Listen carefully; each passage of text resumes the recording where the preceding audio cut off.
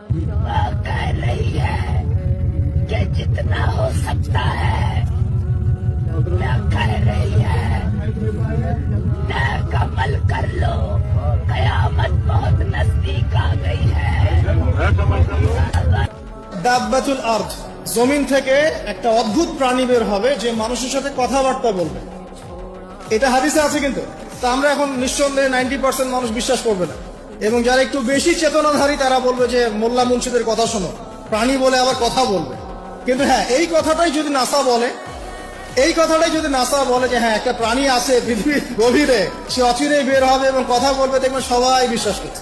দেখেন চিন্তাগত শিরকটা দেখেন।